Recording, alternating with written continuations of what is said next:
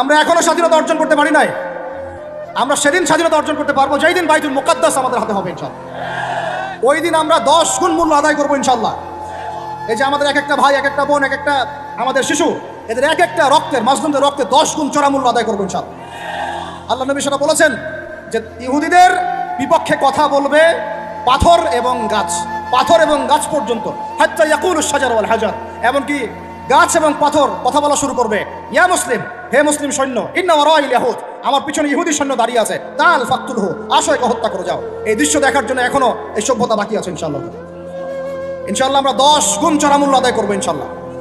আমাদের মাজলুম ভাইদেরকে হত্যা করা হয়েছে, আমাদের বাচ্চাদেরকে বোম মেরে হত্যা করা হয়েছে, আমাদের বোনদেরকে দিনের পর দিন ধর্ষণ করা হয়েছে, বিগত 100 বছর হয়ে গেল। আর আশপাশে অনেক মুনাফিক বসে আছে, এরা টু শব্দ পর্যন্ত করতে পারে। ধিক তোমাদের রাজতন্ত্রের উপরে, তোমাদের ক্ষমতার উপরে ধিক্কার জানাই আমরা। যেই ক্ষমতা নিয়ে তোমরা ইহুদিদের বিরুদ্ধে দাঁড়াতে পারো না, এই ক্ষমতার উপর আমরা ধিক্কার জানাই।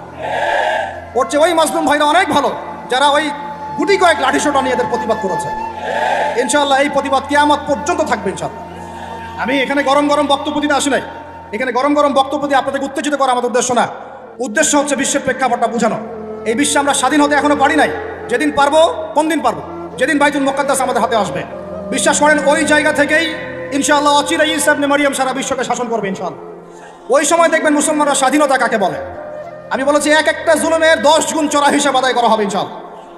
এটা হবেই, আমরা পারি আর না পারি, আমরা বেঁচে থাকি আর না থাকি, আপনারা থাকেন আর না থাকেন, আমাদের বাচ্চারা থাকুক আর না থাকুক, একটা প্রজন্ম আল্লাহ পাক নিয়ে আসবেন। একটা প্রজন্ম আল্লাহ পাক নিয়ে আসবেন। আমি বলছি ওই প্রজন্ম টিকটক প্রজন্ম না, ওই প্রজন্ম এইসব মানে সেলফি শোডাউন আইওয়াস প্রজন্ম না। ওই প্রজন্ম এরকম না যে নামাজ পড়ে না, কোরআন তেলাওয়াত করে না। ওই প্রজন্ম এমন না দাওয়াতের মেহনত নাই, ওই প্রজন্মের জিহাদের কোনো জজবা নাই, ওই প্রজন্মের মধ্যে ইসলামের সাথে এই কোনো জ্ঞান নাই, ওলামায়ে কেরামের কোনো সহবত নাই, দিন প্রতিষ্ঠার কোনো ফিকির নাই। এমন প্রজন্মের কোনো প্রয়োজন নাই আমাদের। আমাদের এমন প্রজন্মের দরকার যে প্রজন্মের প্রত্যেকটা যুবক ভাই নামাজি, কোরআনওয়ালা, সুন্নতওয়ালা, সুন্নতের পাবন্দ এবং তাহাজ্জুদ গোজার। এক কথায় রাতের বেলা দরবেশ, দিনের বেলার ঘোড়সওয়ার। এইরকম প্রজন্ম যখন আমরা করতে পারবো, ওই দিন ইনশাআল্লাহ এই মাহফিল বলেন, এই মসজিদ, মাদ্রাসা, এই রাষ্ট্র সব সফল হবে ইনশাআল্লাহ। এখন শুধু বেসিক কাজ করা হচ্ছে, আমাদের মূল গন্তব্য বাইতুল মুকাদ্দাস। ওইটা না আসা পর্যন্ত আমাদের শান্তি নাই, ঘুম নাই। কারণ ওরা আপনাকে ঘুমাতে দিবে না তো। আপনারা কি মনে করেছেন যে ওরা শুধু অতটুকু গাজার অতটুকু জায়গায় চায়? কোশ্চিন কালেও নয় যে আরবরা ওদের বিরুদ্ধে এখন কথা বলতে সাহস পাচ্ছে না, ওই এক একটা আরব রাষ্ট্র ওরা দখল করে ছাড়বে দেখে নিয়ে। আমি যদি ওটা চাচ্ছি না, দোয়া করি না, কিন্তু ওদের এজেন্ডা এটাই যে পুরো, আমি আখিরুজ্জামানের স্টুডেন্ট, ওদের এজেন্ডা জায়নিজম, পেট্রোডলার থেকে শুরু করে প্যালেস্টাইন ইস্যু নিয়ে আমি আলহামদুলিল্লাহ বিগত 5-7 বছর থেকে পড়াশোনা করেছি। আমি আমার টুপির নিচ থেকে কথা বলছি না। ওদের এজেন্ডা হচ্ছে পুরো হোলি ল্যান্ডটা তারা দখল করতে চায়। হোলি ল্যান্ড কাকে বলে এটাও তো আমরা জানি না। ওরা শুধুমাত্র ওই ওয়েস্টার্ন ব্যাংক আর বাইতুল আকসা, বাইতুল মুকাদ্দাস আর এই গাজার অংশটুকু দখল করতে ওখানে আসে নাই। ওরা এসেছে পুরো হোলি ল্যান্ডটাকে দখল করতে। আমি ওলামা সম্মেলনে বলেছিলাম, পুরো হোলি ল্যান্ড তারা দখল করতে এসেছে। হোলি ল্যান্ড মানে মিশরের নীল নদ থেকে শুরু করে ইরাকের ইউফ্রেটিস নদী পর্যন্ত এই পুরো জায়গাটা তারা দখল করতে চায়। কেন চায়? কারণ তারা মনে করে ওই জায়গাটা সৃষ্টিকর্তা তাদেরকে দিয়েছেন। তারা মনে করে ওইটা হচ্ছে তাদের মাসিহ আসার জায়গা, এবং ওই জায়গা থেকে তাদের মাসিহ, তথাকথিত মাসিহ মানে মাসিহুদ দাজ্জাল, পুরো বিশ্বকে শাসন করবে এবং তারা তাকে সঙ্গ দিবে। এটা ওদের এজেন্ডা, এটা ওদের ভিশন। যত কিছু ওরা পৃথিবীতে করছে এই ভিশনটাকে কাজে লাগিয়ে, এই ভিশনটাকে পিছনে রেখে তারা এই কাজগুলো করছে। এটা আপনি বুঝতে পারবেন না বাইরের চোখ দিয়ে, ভিতরের চোখ দিয়ে পড়াশোনা করেন, খেদির রহমান বুঝতে পারবেন। ওরা বাইতুল মুকাদ্দাস চায় না, পুরো হোলি ল্যান্ডটাই দখল করতে চায়। এই কারণে এই উদ্দেশ্যেই তারা বিগত 100 বছর থেকে পুরো ওয়ার্ল্ড অ্যাফেয়ার্সের আগে রাজনীতির নিয়ন্ত্রণ নিয়েছে। কিসের নিয়ন্ত্রণ নিয়েছে? আপনি নিচু জায়গায় যত কথাই বলেন, ওই জায়গার ক্ষমতা আপনার হাতে না থাকলে আপনি জনগণকে সর্বোচ্চভাবে ইসলামের দিকে আনতে পারবেন না। এখন বাইরের চোখ দিয়ে আপনি দেখছেন পুরো বিশ্বে মুসলমানদের, কোটি কোটি মুসলমান, একদম 60টা 70টা 100টা রাষ্ট্র, কত মিলিটারি বাহিনী, কত আমাদের প্রযুক্তি, কত পুলিশ, কত র্যাব, কত আমাদের পলিটিশিয়ান দিয়ে ভর্তি। আদতে ভিতরের চোখ দিয়ে দেখলে আপনি দেখবেন পুরো বিশ্বের এই লক্ষ কোটি মুসলমান আজকে জাতিসংঘের হাতে বন্দী হয়ে গেছে। ও যদি বলে ডানে যাও, মুসলমানরা ডানে যায়, যদি বলে বামে যাও, মুসলমানরা বামে যায়। কিছুই করার নাই। এটা ভিতরের চোখ দিয়ে আমরা দেখছি, ভিতরের চোখ দিয়ে। এটাকে ফর্ম করা হয়েছে দ্বিতীয় বিশ্বযুদ্ধের পরে 1945 সালের দিক থেকে। এটার এজেন্ডাই ছিল একটা, যে পুরো বিশ্বের কাফেরদেরকে ঐক্যবদ্ধ করা এবং সারা বিশ্বের মুসলিমদেরকে নির্যাতন করা। প্রত্যেকটা জায়গায় মুসলিমরা যেখানে নির্যাতিত হয়েছে এর পিছনে এদের একদম স্পষ্ট ভূমিকা ছিল। এখন পর্যন্ত যদি আগামীকাল আপনি শোনেন যে গাজার মধ্যে 1000 শিশুকে হত্যা করা হয়েছে, তবুও এরা ঐক্যবদ্ধভাবে মাজলুমদের পক্ষে কোনো অবস্থান নিবে না। এরা বরং ওই জালেমদের পক্ষে অবস্থান নেবে এবং বলবে আমরা আমাদের বন্ধুদের সাথে আছি। এটা হচ্ছে আসল চরিত্র, যেটা আপনি বাইরের চোখ দিয়ে বুঝতে পারছেন না, কিন্তু আপনি খিদির হলে বুঝতে পারতেন আসল ঘটনা কি। আমার কথা কি বুঝতে পারছেন? আর এটা বাইরের চোখ দিয়ে দেখলে আপনি বিশ্ব রাজনীতিতে বুঝবেন যা হচ্ছে এগুলো মুসলমানদের কল্যাণের স্বার্থে হচ্ছে না, বরং আমাদের স্বার্থকে জলাঞ্জলি দিয়ে ওরা ওদের স্বার্থ প্রতিষ্ঠা করছে। আল্লাহ পাক এই জালেমদের থেকে আমাদেরকে হেফাজত করেন। এইটা হচ্ছে মূল তাগুতি শক্তি, পুরো বিশ্বের মূল তাগুত, মূল কুফর, মূল শিরকের গোড়াই হচ্ছে এটা। বিশ্বাস করেন ইমামুল মাহদী যখন আসবেন এবং ঈসা ইবনে মারইয়াম যখন আসবেন, ইনশাআল্লাহু তাআলা এই গোড়ার তাগুতি শক্তির কোনো অস্তিত্ব এই পৃথিবীতে থাকবে না ইনশাআল্লাহ। আমরা এটাও জানি 80টা পতাকা একত্রিত হবে। কতটা? 80টা পতাকা একত্রিত হয়ে মুসলমানদের বিরুদ্ধে তারা যুদ্ধ করবে। ইতিহাসের ছাত্র কেউ থাকলে আমার সামনে দাঁড়ায় বলেন তো, এই পুরো বিশ্বের ইতিহাসে কোনোদিনও 80টা ফ্ল্যাগ একত্রিত হয়ে মুসলমানদের বিরুদ্ধে লড়েছে? হয়েছে এই ঘটনা কখনো? তার মানে হয় বর্তমানে হবে অথবা ভবিষ্যতে হবে। আর আপনাকে যদি জিজ্ঞাসা করি এটা কাদের দ্বারা সম্ভব, পুরো বিশ্বের 80টা ফ্ল্যাগকে একত্রিত করা কাদের দ্বারা সম্ভব? আপনার বিচক্ষণতা থাকলে, খিদির যদি আপনি হয়ে থাকেন, আপনি বুঝতে পারবেন কাদের দ্বারা সম্ভব। এখন এটা হলো জিওপলিটিক্যাল অবস্থা।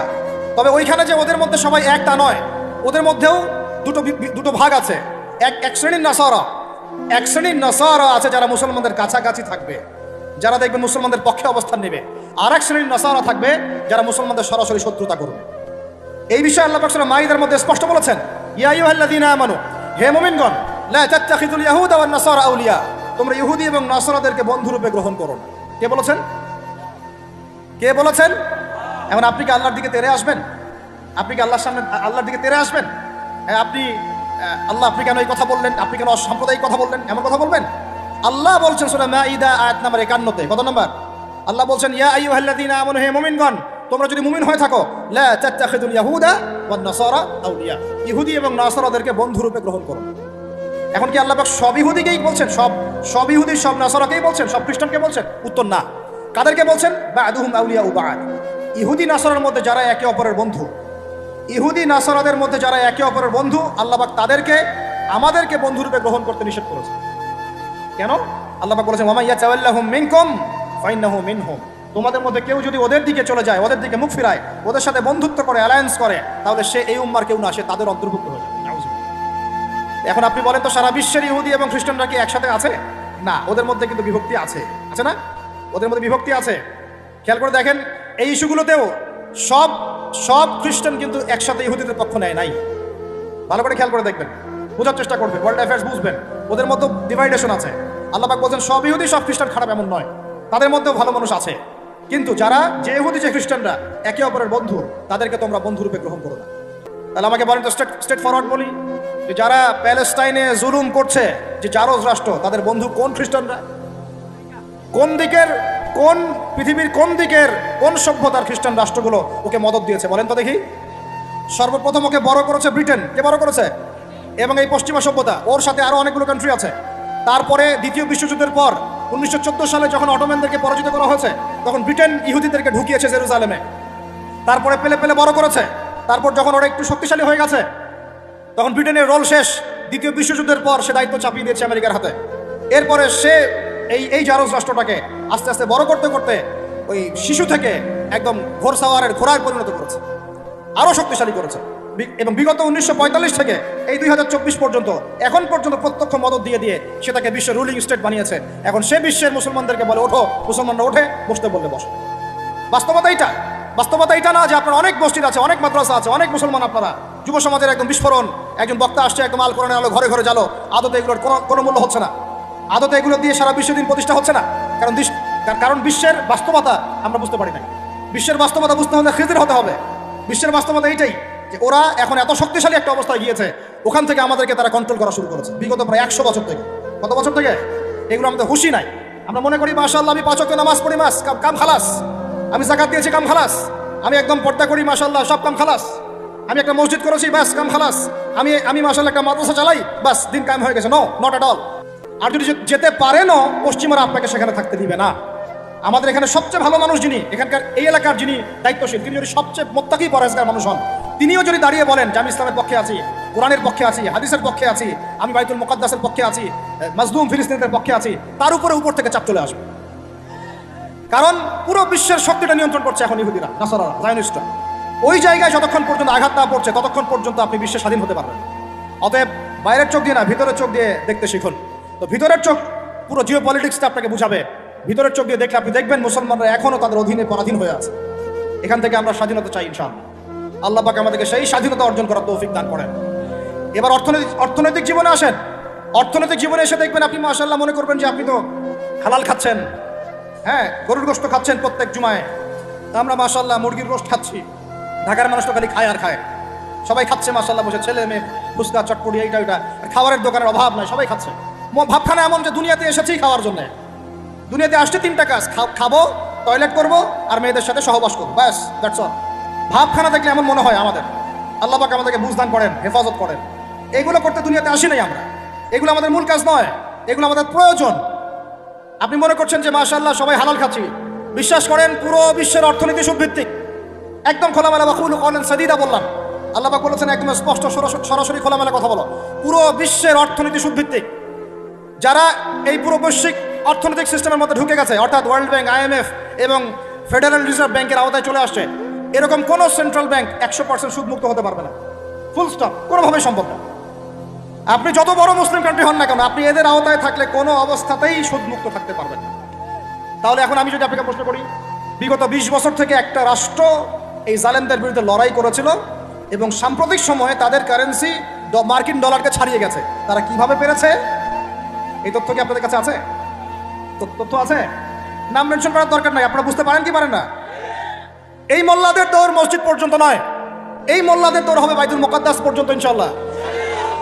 ওইখানে নামাজ না পড়া পর্যন্ত এদের ঘুম হবে না ইনশাআল্লাহ। দেখে নিয়ে এখন কথা হচ্ছে তারা পারলো কিভাবে? অনেক কারণ, যাকাত ভিত্তিক অর্থনীতি, তারপরে দ্বৈত অর্থনীতি, হালাল অর্থনীতি, দুর্নীতি কমানো, কৃষিভিত্তিক অর্থনীতি। 3 বছরের মধ্যে ঘুরে দাঁড়িয়েছে, মাত্র 3 বছরের মধ্যে। সারা বিশ্বের অর্থনীতি এখন সব ভিত্তিক। এখান থেকে ঘুরে দাঁড়াতে হলে আমরা অবশ্যই পারবো, কেন পারবো না? আমাদের প্রথম কাজ করতে হবে সমস্ত দুর্নীতি বন্ধ করে ফেলতে হবে। 1 নম্বর, যত কালো টাকা সব সাদা করে ফেলতে হবে এবং যারা কালো টাকার সাথে সম্পৃক্ত সবগুলোকে ধরবেন, ভিতরে ঢুকাই ফেলবেন। একদম ওমরের শাসন, একদম ওমরের শাসন কায়েম করে ফেলতে হবে। আমরা সে জায়গায় যেতে চাচ্ছি না, আমরা বলছি আপনারাই সেই কাজ করেন। আমরা উদাত্ত আহ্বান জানাচ্ছি, যেই থাকুক উপরে, আমরা দোয়া করতে সমস্যা আছে? আমরা সে জায়গায় জোর করে যেতে চাচ্ছি না, অন্তত আমার এই ইচ্ছা নাই। আর আমি কোনো পলিটিক্যাল দলের মানুষও না, জীবনে করিও নাই, করার ইচ্ছাও নাই। আমি আমার অনুরোধ, আমার আক্ষেপ, আমার আবদার হচ্ছে সমস্ত দুর্নীতিবাজদেরকে ধরবেন আর সাইজ করবেন। উমর রাদিয়াল্লাহু তাআলা আনহুর মতো সে যদি দাড়িওয়ালাও হয়, টুপিওয়ালাও হয়, পাগড়িওয়ালা হয়, জুব্বাওয়ালা হয়, ইমাম হয়, তবু তাকেও ধরবেন, কোনো সমস্যা নেই। সমস্ত কালো টাকাকে সাদা করে ফেলবেন, দেখবেন এমনি বাইতুল মালের সম্পদ বেড়ে গেছে আলহামদুলিল্লাহ। দ্বিতীয় কাজ, যাকাত ভিত্তিক অর্থনৈতিক সিস্টেম চালু করা। বাংলাদেশে এমন প্রচুর মানুষ আছে যাদের একজনের যাকাতের টাকা দিয়ে একটা গ্রামের মানুষকে খাওয়ানো যাবে ইনশাআল্লাহ। এরা যাকাত দেয় না, এরা ট্যাক্সও দেয় না, সরকারকে করও দেয় না, যাকাতও দেয় না। এই ট্যাক্স ফাঁকি দেওয়া মানুষ, কর ফাঁকি দেওয়া মানুষ, এই জোচ্চরদেরকে ধরতে হবে, ধরে এদের কাছ থেকে যাকাত আদায় করতে হবে, বাধ্যতামূলক যাকাত আদায় করতে হবে। তারপরে দেখবেন আমরা বৈদেশিক ঋণের জন্য বসে থাকার কোনো প্রয়োজন হবে না, আমাদের টাকা দিয়ে আমরাই চলতে পারবো ইনশাআল্লাহ। 3 নম্বর হচ্ছে দ্বৈত অর্থনীতি। ওরা কিন্তু একটা কারেন্সি চালায় নাই, একাধিক কারেন্সি চালিয়েছে। এটা অর্থনীতিবিদ যারা তারা বুঝবেন। একটা কারেন্সির অনেক দুর্বলতাও আছে, এগুলো নিয়ে আমি খোলামেলা কথা এই মাহফিল স্টেজে বলতে পারবো না। বসতে চাইলে বসেন আমার সাথে, অর্থনীতি নিয়ে বসতে চাইলে আমার সাথে বসেন, আমরা আলোচনা করি, কথা বলেন, আমাদেরকে মূল্যায়ন করেন, কথা শোনেন। ইউসুফ আলাইহিস সালাম বলেছিল না যে আমি বিশ্বস্ত, আমাকে দায়িত্ব দেন? আমি বলতে চাই আমি বিশ্বস্ত, আমাকে দায়িত্ব দেন। আমাকে 5 বছর সময় দেন, পুরো দেশের শিক্ষা সিস্টেম চেঞ্জ করে দেবো ইনশাআল্লাহ। প্লে গ্রুপ থেকে প্লে গ্রুপ থেকে নিয়ে মাস্টার্স পর্যন্ত এমন শিক্ষানীতি প্রণয়ন করা সম্ভব যে আমাদের বাচ্চারা একদম প্লে থেকে মাস্টার্স পর্যন্ত বাংলা, ইংরেজি, অঙ্ক এবং জেনারেল সাবজেক্টগুলোর সাথে কোরআন হাদিসের একটা অপূর্ব সমন্বয়ে পড়াশোনা করবে ইনশাআল্লাহ। একা করে দিতে পারবো ইনশাআল্লাহ তাআলা। আমাকে এরকম 100 জন শিক্ষাবিদ দেন, 100 জন আলেম ওলামা দেন, একটা প্যানেল করে দেন, পুরো দেশের শিক্ষা চেঞ্জ করে দেওয়া যাবে ইনশাআল্লাহ। যাদেরকে রেখেছেন এদের মাথায় গোবর আছে, যাদেরকে রেখেছেন এদের মাথায় টাটকা গোবর আছে। বইপত্রগুলোর অবস্থা দেখেছেন? বইপত্রগুলো ঘাটাঘাটি করেছেন? সমকামিতা প্রমোট করছে আমাদের দেশের মধ্যে, ট্রান্সজেন্ডার প্রমোট করছে আমাদের দেশের মধ্যে, আমাদের বাচ্চা কাচ্চা, কচি কাঁচা বাচ্চাদেরকে শারীরিক শিক্ষার নামে যৌন শিক্ষা দিচ্ছে। এগুলো আমাদের মুসলমানদের শিক্ষা? এটা চলতে থাকলে দেখবেন অচিরেই কোনো মানুষ বাচ্চাদেরকে স্কুলে পাঠাবে না, এটা অরুচি ধরে যাবে। তখন কি হবে? কোটি কোটি স্কুল, কলেজ, বিশ্ববিদ্যালয় খা খা করে পড়ে থাকবে, কেউ পাঠাবে না ওখানে। তখন মাদ্রাসা থেকে মানুষ ঢুকবে আরো বেশি। আমি তো চাই, আমি তো দাবি জানাই উপরের লেভেল থেকে এমন একটা শিক্ষা ব্যবস্থা প্রণয়ন করা হোক যাতে আমার মাদ্রাসা করার প্রয়োজনই না হয়। ওই সিস্টেম রাষ্ট্রীয়ভাবেই পড়ানো হবে ইনশাআল্লাহ। আপনি মালয়েশিয়ার দিকে তাকিয়ে দেখেন, আপনি এই যে ওয়েস্টার্ন কান্ট্রির মধ্যে অনেক কান্ট্রি আছে, অস্ট্রেলিয়ার মতো জায়গাতে আছে, ব্রিটেনের মতো জায়গাতে আছে। কোনো কোনো ক্ষেত্রে আপনি লেবাননকে দেখেন, ইয়েমেনকে দেখেন, জর্ডানকে দেখেন, কাতারকে দেখেন, সৌদি আরবিয়াকে দেখেন, অনেক কান্ট্রি আছে। ভালো কাজের তো প্রশংসা করতে দোষ নাই, দোষ আছে? এমনকি অনেক পশ্চিমা কান্ট্রিতেও একদম উপর লেভেল থেকে ইসলামিক সিলেবাস প্রণয়ন করা হয়েছে। তার মানে এমন না যে তারা সায়েন্সকে গুরুত্ব দেয় নাই, ম্যাথকে গুরুত্ব দেয় নাই, ফিজিক্স পড়ায় নাই, অ্যাস্ট্রোফিজিক্স পড়ায় নাই, ইকোনমিক্স পড়ায় নাই, বিষয়টা এমন না। তারা ফিলসফি পর্যন্ত পড়িয়েছে। ঘাটাঘাটি করেন, অনলাইনে সব মজুদ আছে। এমন শিক্ষানীতি প্রণয়ন করা সম্ভব, একদম প্লে থেকে নিয়ে মাস্টার্স পর্যন্ত। আমার ছেলে ইমামতিও করবে, এদিকে বিমানও উড়াবে ইনশাআল্লাহ। আমার মেয়ে ডাক্তারও হবে, এদিকে দেখবেন হাফেজাও হবে ইনশাআল্লাহ। একজন মুফতি সাহেব, তিনি ফতোয়াও দিবেন, একই সাথে বিশ্ব অর্থনীতি সম্পর্ক জানবেন ইনশাআল্লাহ। একজন আর্মি অফিসার, তিনি যেমন সামরিক ক্ষেত্রে লিডার হবেন, তেমনি দেখবেন ফিকহের কিতাব মোতালা করে ফতোয়া দিতে পারছেন ইনশাআল্লাহ। এই যুগটা এটা কোনো মানে স্বপ্নের যুগ নয়। এই যুগটা ছিল এক সময়। বেশি দিন দূরে যেতে হবে না, আপনি 200-300-400 বছর পিছনে যান, দেখবেন মুসলমানরা এমন সোনালী যুগ পার করে আসছে। অতএব এগুলো কোনো গাল গল্প করছি না আমি, এগুলো বাস্তবে রূপান্তরিত করা অবশ্যই সম্ভব, বারহাক সম্ভব, যদি এরকম কিছু মানুষের মধ্যে উদ্দীপনা থাকে, একটা সৎ সাহস থাকে, আমাদের উপর থেকে যদি একটা সহযোগিতা আসে, এবং আমাদের মতো যারা ইয়াং তাদেরকে যদি মূল্যায়ন করা হয়, ইনশাল্লাহ দেখবেন বাংলার জমিন পরিবর্তন হয়ে গেছে। এই পরিবর্তন হলে দেশের জন্য কোনো খারাপের কিছু নাই, রাষ্ট্র পিছিয়ে যাবে না, রাষ্ট্র আরও এগিয়ে যাবে ইনশাল্লাহ তারা। আরও ব্যাপার আছে। আপনি মালয়েশিয়ার একটা ক্লাস 10-এর বাচ্চার দিকে তাকান। ক্লাস 10-এর একটা বাচ্চা কোনোদিন মাদ্রাসায় যাই নাই, স্কুলে পড়েছে, কিন্ডারগার্টেনে পড়েছে, রাষ্ট্রীয় সিলেবাসে পড়েছে, মাত্র 10 থেকে 12 বছর পড়াশোনা করে ও এখন এদিকে এসএসসি এইচএসসি লেভেলেও চলে গেছে, ও লেভেল এ লেভেল পরীক্ষা দিয়েছে, এদিকে সে ইমামতি করার যোগ্যতা অর্জন করছে। এখন আমাকে বলেন, ওই রাষ্ট্রটা কি পিছিয়ে গেছে? অতএব এই শিক্ষার দিকে অনেক মনোযোগী হতে হবে আমাদের সবাইকে। আল্লাহ তৌফিক দান করেন। আমরা যদি এখন এগুলোর বিরুদ্ধে গঠনমূলক কথা না বলি, গঠনমূলক প্রতিবাদ না করি, এবং আমাদের রাষ্ট্রপ্রধানদেরকে না বুঝাই, তাহলে অনেক দেরি হয়ে যাবে। আজকে থেকে 20 বছর আগে ইহুদি খ্রিস্টানরা পরিকল্পনা করেছিল এই টিকটক প্রজন্ম গড়ে তোলার জন্য, তারা আজকে সফল হয়েছে। এখন আমরা যদি এখন চুপ করে থাকি, আগামী 20 বছর পর আপনি দেখবেন আরেকটা প্রজন্ম আসছে, এরা মানুষকে সালাম পর্যন্ত দিবেন। দেখে নিন আপনি, 20 বছর লাগবে না, 5টা বছর যাক, তারপর দেখেন কি হয়। আল্লাহ, এরা কি এখন বাসায় ঢুকে বাবা মাকে সালাম দেয়? কারণ কোনো প্রতিষ্ঠান ওকে সালাম দেওয়া শিখায় নাই, স্কুলে না, কলেজে না, কোথাও সে সালাম দেওয়া শিখছে না। আসসালামু আলাইকুম ওয়া রাহমাতুল্লাহি ওয়া বারাকাতুহু বিশুদ্ধ করে বলতে পারছে না। বিশুদ্ধ করে বলতে হবে না? অর্থ আছে না? এর একটা তাজবির আছে না? এগুলো তো আমরা গুরুত্ব দিচ্ছি না। এমন প্রজন্ম গড়ে উঠেছে অলরেডি যারা এখন পিতা মাতাকে সালাম দেয় না, পিতার সাথে ঝগড়া করে, মায়ের সাথে, মায়ের গায়ে হাত তুলে, সম্পত্তির জন্য মাকে হত্যা করে, সম্পত্তির জন্য বাবার গায়ে হাত তুলে। ওইদিক থেকে মাস্টার ডিগ্রি পাস করে আসে ব্রিটেন থেকে, অক্সফোর্ড থেকে, কেমব্রিজ থেকে আয়শা, এদিকে প্রফেসর হয়েছে বিভিন্ন বিশ্ববিদ্যালয়ে, বাবা পড়ে আছে বৃদ্ধাশ্রমে। কতগুলো এক্সাম্পল নেবেন। এগুলো আমি কি গাল গল্প করছি? আমি কোনো গাল গল্প করতে এখানে আসলে, এগুলো বাস্তবতা। যদি বাইরের চোখ দিয়ে আপনি দেখেন, মনে হবে অর্থনীতি অনেক ভালো, ভিতরের চোখ দিয়ে দেখেন অর্থনীতি সুদ দিয়ে ভর্তি হয়ে গেছে। প্রত্যেক পদে পদেই সুদ। গাধাদেরকে আমি তো বুঝাতে পারি নাই। কাগজের টাকা আর এই যে আপনার এই ইলেকট্রনিক মানির কথা তো দীর্ঘদিন বলেছি, কিছু গাধা আছে তাদেরকে বুঝাতে পারি নাই। এর মধ্যেও সুদ আছে, এর মধ্যে কি আছে? আর আমি কখনোই বলি নাই যে কাগজের টাকাটা হারাম। মিথ্যাচারে এরা যে পরিমাণ হাদিস জাল বানায়, এদের চেয়ে বড় জাল বানানো করে কেউ নাই বাংলাদেশে। একটা কথাকে ঘুরাই ফিরে এমন ব্যাখ্যা শুরু করবে যে আপনি বিভ্রান্ত হয়ে যান। একটা ইমোশন প্রকাশ করবেন, উহুদের প্রান্তে দাঁড়িয়ে একটা ইমোশন প্রকাশ করবেন, ও বানাই দিবে ও জান্নাতের ঘ্রাণ পেয়ে আসছে। আপনি বলবেন যে কাগজের টাকা নয়, মনিটরি সিস্টেমটা হারাম, ও বানাই দিবে ও বলেছে কাগজের টাকা হারাম। আপনি বলবেন যে আপনার যদি গান শুনতেই হয় তাহলে একা একা শোনেন, আমাকে শোনাচ্ছেন কেন? ও বানাই দিবে ও গান একা শোনা জায়েজ বানাই দিছে। এর এত খবিস, এত খান্নাস, এদের চরিত্রটা চিনতে পারতাম না আমরা যদি গাজাই শোনা আসতো। আল্লাহর কসম, আমিও কিছু কিছু জায়গায় এদেরকে কোনো কোনো ক্ষেত্রে ভালো মনে করতাম। আল্লাহর কসম, গাজাই শোনা আসলে আমি বুঝতে পারতাম না এদের ভিতরে কত মুনাফিকি আছে। আরে আমার বাপ যদি মুনাফিক হয় তাকে ছেড়ে দেবো ইনশাল্লাহ, আমার ভাই যদি মুনাফিক হয় তাকে ছেড়ে দেবো ইনশাল্লাহ, আমাদের কোনো ওস্তাদকে যদি কখনো দেখি যে সে মুনাফিকি করছে তাকেও ছেড়ে দিব আমরা ইনশাল্লাহ। আর এইসব আহলুল নিফাক ওয়াল জামাআকে ছাড়তে কতক্ষণ সময় লাগবে? আল্লাহ পাক আমাদেরকে মুনাফিকদের থেকে হেফাজত করেন, মাজলুম ভাইদের সাথে থাকার তৌফিক দান করেন, জালেমদের পক্ষপাতিত্ব করা থেকে আল্লাহ হেফাজত করেন। নির্লজ্জদেরকে দেখেছেন? নির্লজ্জরা এখনো বলেছে আইয়ুবী রাহিমাহুল্লাহর আকীদা ঠিক ছিল না। বলি নাউযুবিল্লাহ।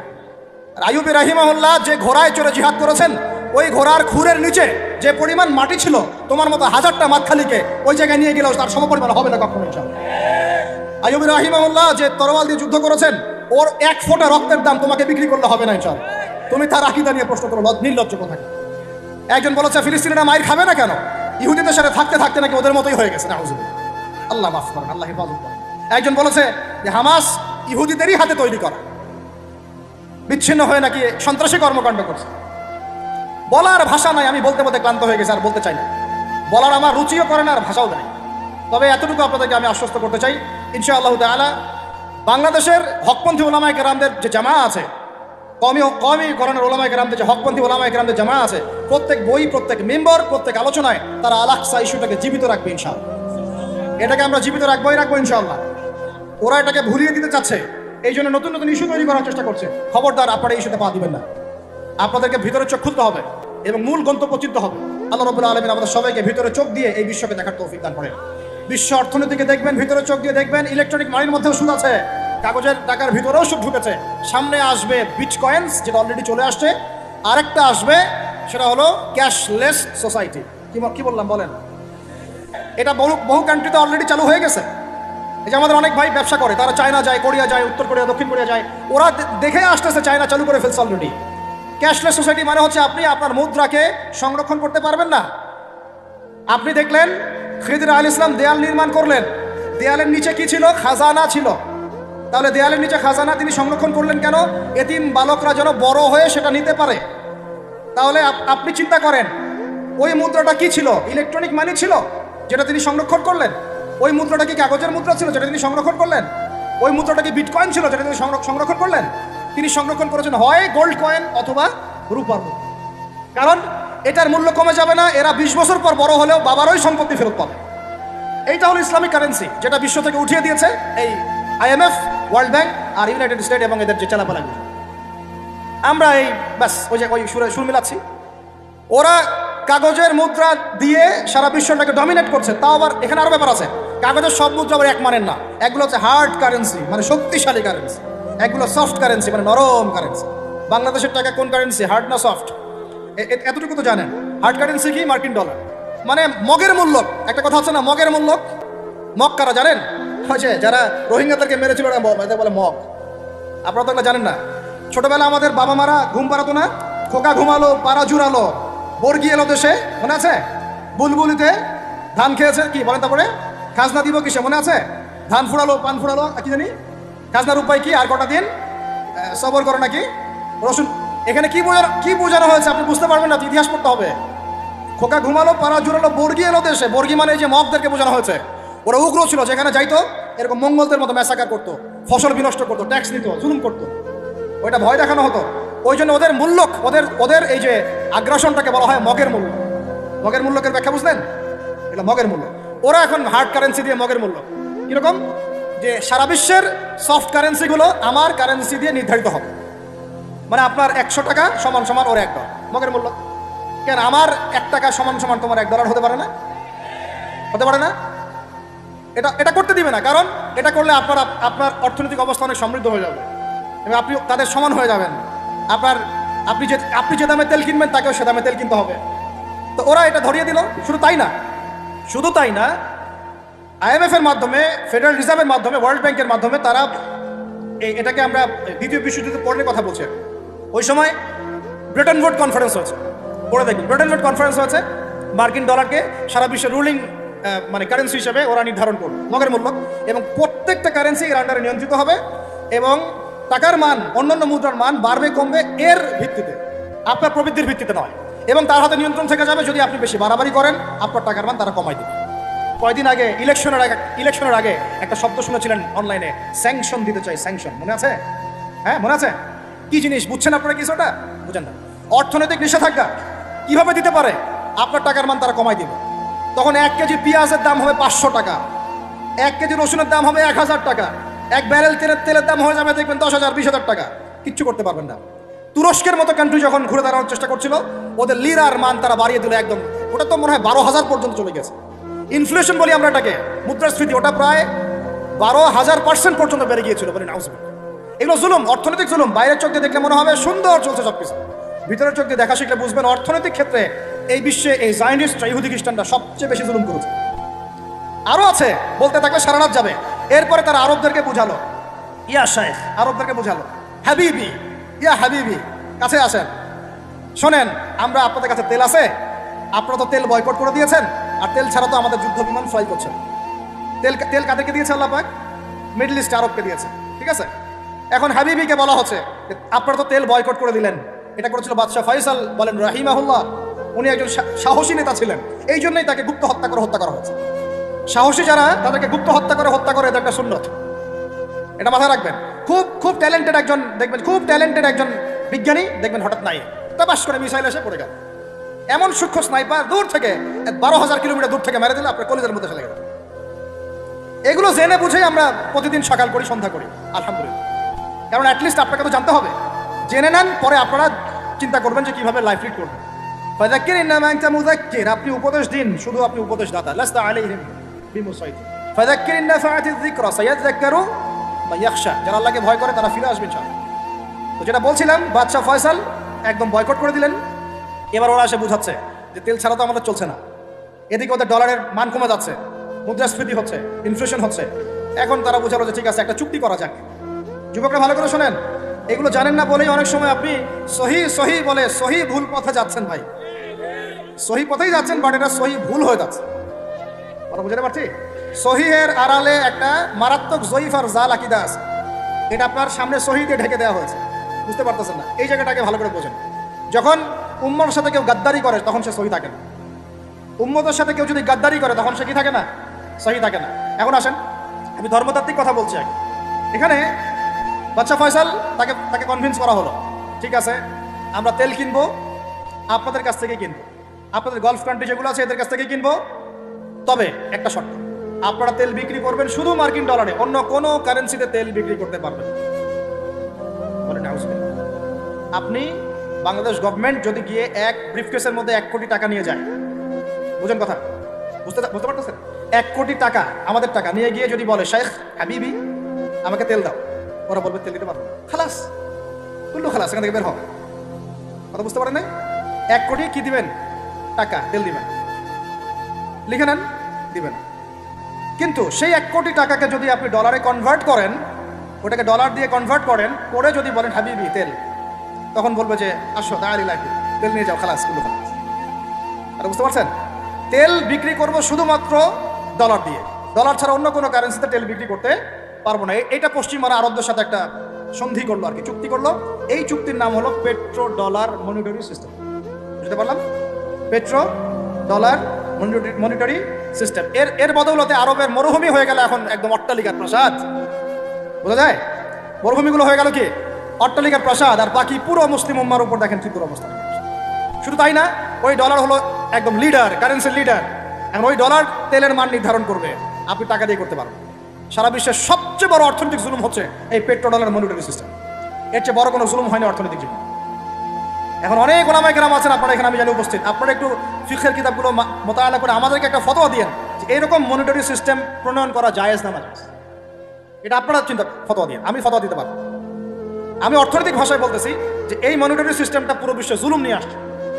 এখন আদতে, এখন শোনেন এই অংশটুকু শোনেন, তারপরে আমি শেষের দিকে চলে আসতেছি। আদতে এতে পশ্চিমাদের লাভ কি হয়েছে শোনেন।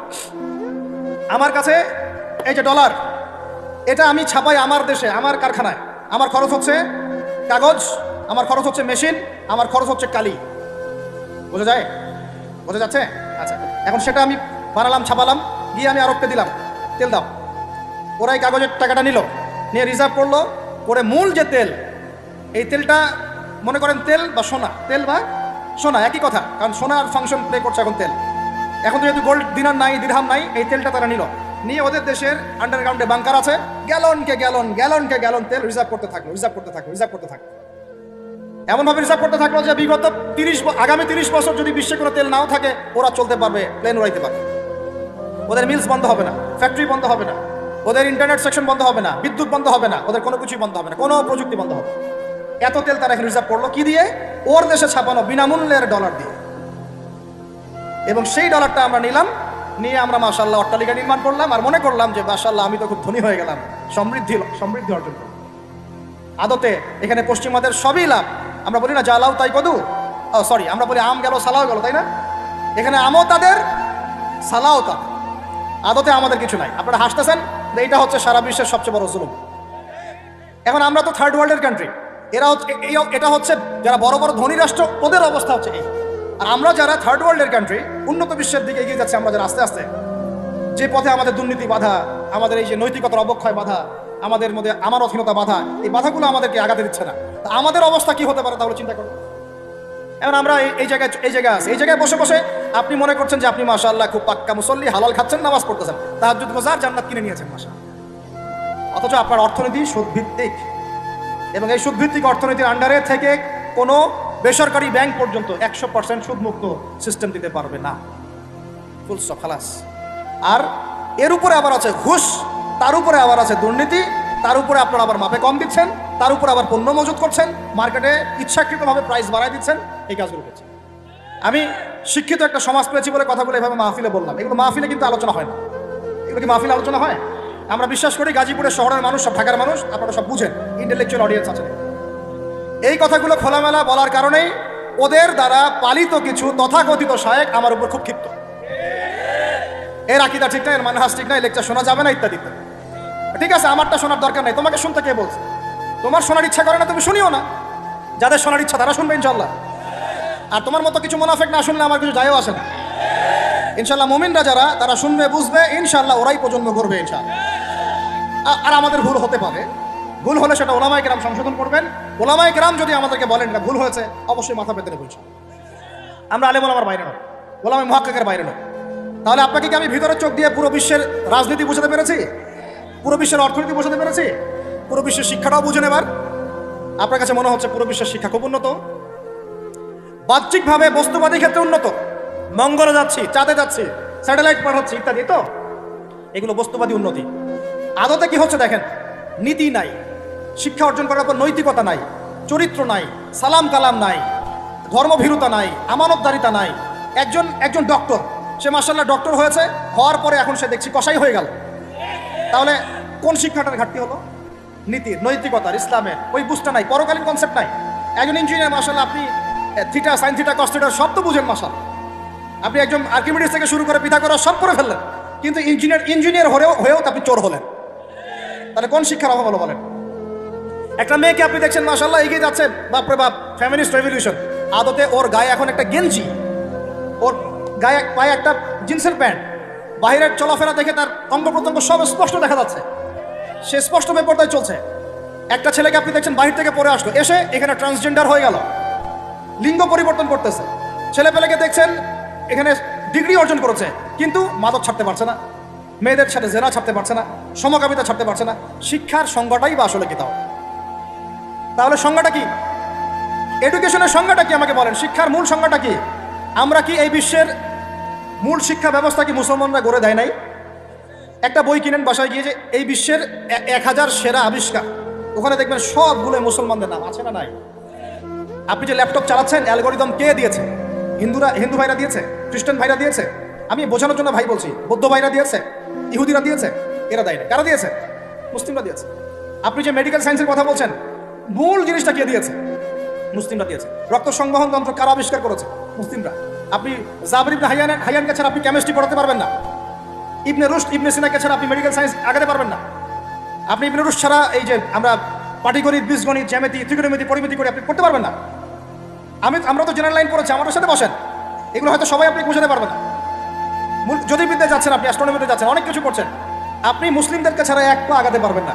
মূল ভিত্তিটা করে দিয়েছে কারা? উমাইয়ারা, আব্বাসীয়রা, সেলজুকরা, উসমানীয়রা এবং 4 খলিফার সময়। এই সময়ে এই শিক্ষার মূল ভিত্তি দাঁড়িয়ে আছে।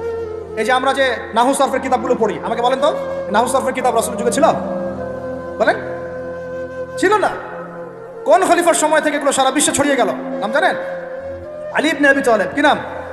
আলী ইবনে আবি তালেব। আরবি ব্যাকরণের পুরো ভিত্তি দিয়ে দিয়েছেন তিনি, লুকা দিয়ে দিয়েছেন, কায়দাগুলো দিয়ে দিয়েছেন। এখন সারা বিশ্বের মানুষ আরবি পড়ছে, আরবি বুঝতে পারছে, ব্যাকরণ বুঝতে পারছে, কোরআন নিয়ে গবেষণা করতে পারছে। প্রত্যেকটা সেক্টর, ধর্মীয় অঙ্গন বলেন, অর্থনীতি বলেন, জ্যোতির্বিদ্যা বলেন, কেমিস্ট্রি, ফিজিক্স যাই বলেন, মুসলমানদের কাছে লাগাতে পারবেন।